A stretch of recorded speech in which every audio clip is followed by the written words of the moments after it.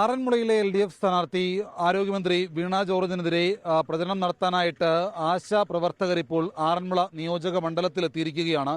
ഏതാണ്ട് 9 മാസത്തോളം ആശാപ്രവർത്തകർ തിരുവനന്തപുരം സെക്രട്ടേറിയറ്റിന് മുമ്പിൽ വിവിധ ആവശ്യങ്ങൾ ഉന്നയിച്ച് സമരം നടത്തിയിരുന്നു. കഴിഞ്ഞ തദ്ദേശ തെരഞ്ഞെടുപ്പിലടക്കം ആശാപ്രവർത്തകർ പല സ്ഥലങ്ങളിലും പല ജില്ലകളിലും എത്തി പ്രചരണം നടത്തിയിരുന്നതാണ്. എന്നാൽ ഇവിടെ ഇപ്പോൾ ആരോഗ്യമന്ത്രി വീണ ജോർജിനെതിരെ LDF സ്ഥാനാർത്ഥിക്കെതിരെ പ്രചരണം നടത്താൻ വേണ്ടിയാണ് ആശമാർ ഇപ്പോൾ ഇവിടേക്ക് വന്നിരിക്കുന്നത്.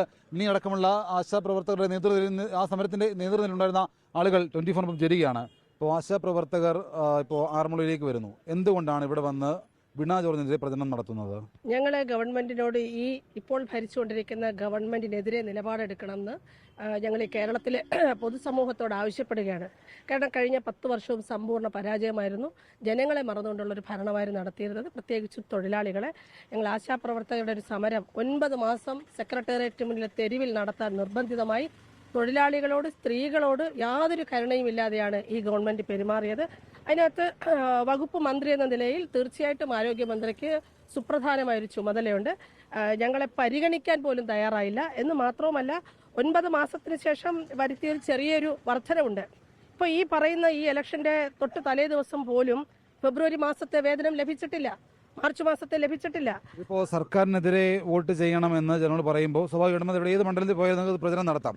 പക്ഷേ ആറന്മുളയിലേക്ക് വരുന്നതിന് പിന്നിലുള്ള രാഷ്ട്രീയമാണ് ചോദിക്കുന്നത്. ആരോഗ്യമന്ത്രി ഒരു വനിതയാണ്, ഞങ്ങൾ സ്ത്രീകളാണ് അവിടെ സമരം ചെയ്തത്.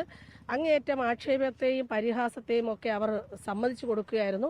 അതിനകത്ത് ചർച്ച എന്ന് പറഞ്ഞ് വിളിച്ച പ്രഹസനമായിരുന്നു. മാത്രമല്ല, പ്രധാനപ്പെട്ട ഒരു കാര്യം, സമരത്തിലൂടെ നിലവിലുണ്ടായിരുന്ന ഓണറേറിയത്തിന്റെ മാനദണ്ഡങ്ങൾ പിൻവലിപ്പിച്ചു.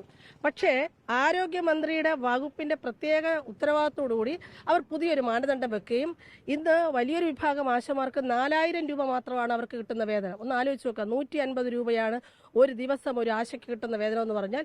അത്തരത്തിലുള്ള ഒരു ഉപാധി കൊണ്ട് വെച്ചിരിക്കുകയാണ്. അപ്പോൾ ആ ഉപാധി പിൻവലിക്കണമെന്ന് കഴിഞ്ഞ 1 വർഷമായിട്ട് ഞങ്ങൾ ആവശ്യപ്പെട്ടത്, അത് ചെയ്തിട്ടില്ല. അത് ഇന്ന് ഉത്തരവിടും, നാളെ ഒപ്പിടും എന്ന് പറയുന്നതല്ലാതെ ഈ നിമിഷം വരെ ചെയ്തിട്ടില്ല. അപ്പോൾ ഇതൊരു പ്രധാനപ്പെട്ട വിഷയമാണ്.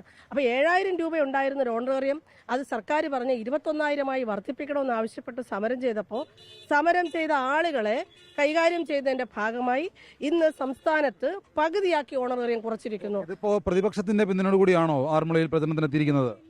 ഒരിക്കലും അല്ല. ആശാപ്രവർത്തകൻ എന്ന നിലയിലാണ് ഞങ്ങൾ സെക്രട്ടേറിയറ്റിന്റെ ഫ്രണ്ട് 266 സമരം ചെയ്തു. ഒരുപാട് ആക്ഷേപങ്ങൾ കേട്ടു. പക്ഷേ സ്ത്രീകളായിട്ട് ഒരു വീട്ടിലെ സ്ത്രീ ഒരു കുടുംബത്തിൽ നിന്ന് ഇറങ്ങിയപ്പോൾ ബുദ്ധിമുട്ട് നമുക്കറിയാം. അപ്പം അത്രയും അനുഭവിച്ചിട്ടാണ് സ്ത്രീ സമരമുഖത്തേക്ക് വരുന്നത്, അല്ലെങ്കിൽ തെരുവിൽ വരുന്നത്. ആ തെരുവിൽ വരുമ്പം നമ്മുടെ ഒരു സ്ത്രീ തൊഴിലാളി എന്ന പരിഗണന നൽകാതെ ഒരു തൊഴിലാളികൾക്കുള്ള ഒരു പരിഗണന പോലും കൊടുക്കാനുള്ള ഒരു സർക്കാർ നോക്കിയിട്ടില്ല. കാരണം നമ്മൾ തൊഴിലാളികളുടെ സർക്കാർ എന്ന് പറയുന്നതാണ് നമ്മുടെ ഇടതുപക്ഷം എന്ന് പറയുന്നത്. ആ സർക്കാരിന്റെ മുൻപിൽ ഞങ്ങൾ 266 ദിവസം സമരം ചെയ്തിട്ട് ഞങ്ങളെ ഒന്ന് തിരിഞ്ഞു നോക്കാനേ, എന്താകട്ടെ സ്ത്രീകളാണ് എന്നുള്ള ഒരു പരിഗണന പോലും ആരോഗ്യവകുപ്പ് മന്ത്രി ഞങ്ങളോട് സ്ത്രീകളുടെ നിലയിൽ പരിഗണന കാണിച്ചില്ല. ഒപ്പം ഞങ്ങളെ ആക്ഷേപിക്കുകയും ഞങ്ങളെ മോശപ്പെടുത്തി, ഞങ്ങളെ എന്താ പറയുന്നത്, സമരം ചെയ്യുന്നത് ഒരു വൃത്തികേടാണ് എന്ന് സമരം ചെയ്ത് ഉന്നത സ്ഥാനങ്ങളിൽ എത്തിയവരാണ്. അങ്ങനെയുള്ള ഒരു സർക്കാരിന് ഇനി ഈ ജനാധിപത്യപരമായിട്ട് ജയിക്കാനോ ഭരിക്കാനോ ജനങ്ങളുടെ മേൽക്കോയ്മ നേടാനോ സാധ്യമല്ല, അർഹതയില്ല. ആ അർഹത ഇല്ലാതാക്കണം. അതാണ് ഞങ്ങളുടെ ആവശ്യം. നേരത്തെ തന്നെ നിങ്ങളുടെ സമരവുമായി ബന്ധപ്പെട്ടുകൊണ്ട് തിരുവനന്തപുരം സമരം നടത്തുന്ന സമയത്ത് തന്നെ മന്ത്രിക്കെതിരെ ബോധപൂർവ്വം ചില കേന്ദ്രങ്ങളിൽ നിന്ന് ചില ആളുകൾ ഈ ആശമാരുടെ സമരത്തെ നിയന്ത്രിക്കുകയാണ് എന്നുള്ള ആക്ഷേപമൊക്കെ ഉയർന്നിരുന്നു. സ്വാഭാവികമായിട്ട് നിങ്ങൾ മന്ത്രിയുടെ അല്ലെങ്കിൽ വീണ ജോർജിന്റെ മണ്ഡലത്തിലേക്ക് വരുമ്പോൾ അത്തരം ആക്ഷേപങ്ങൾക്ക് കൂടി കൂടുതൽ കരുത്ത് പകരുന്നതായിട്ട് തോന്നില്ലേ? ഇല്ല, ഞങ്ങൾക്ക് വ്യക്തിപരമായി മിനിസ്റ്ററോട് ഒരു വിരോധമോ ആക്ഷേപമോ ഇല്ല.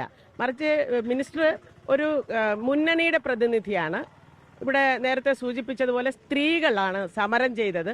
ഒരു സ്ത്രീ കൈകാര്യം ചെയ്യുന്ന ഒരു വകുപ്പിൽ സ്ത്രീകൾ സമരം ചെയ്യുമ്പോൾ ആ വിഷയത്തെ അനുഭാവപൂർവം പരിഗണിക്കാൻ അവർക്ക് കഴിഞ്ഞില്ല.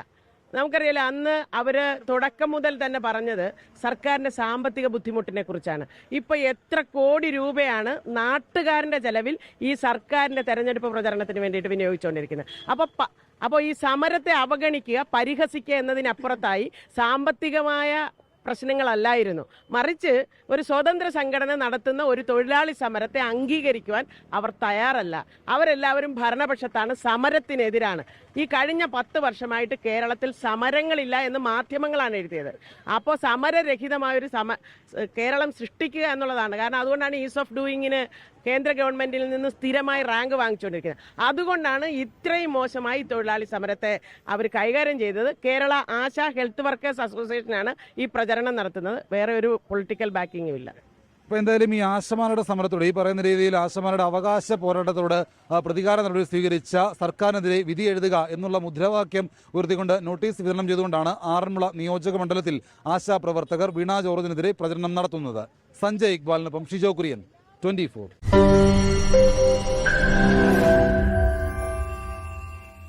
ലോകത്തെവിടെയായാലും ഏത് സമയത്തും 24 വാർത്തകളും ഓഗ്മെന്റഡ് റിയാലിറ്റി പാക്കേജുകളും എക്സ്പ്ലെയിനറുകളും വിശദമായി കാണാൻ ഞങ്ങളുടെ യൂട്യൂബ് ചാനൽ നിങ്ങൾക്ക് സബ്സ്ക്രൈബ് ചെയ്യാം.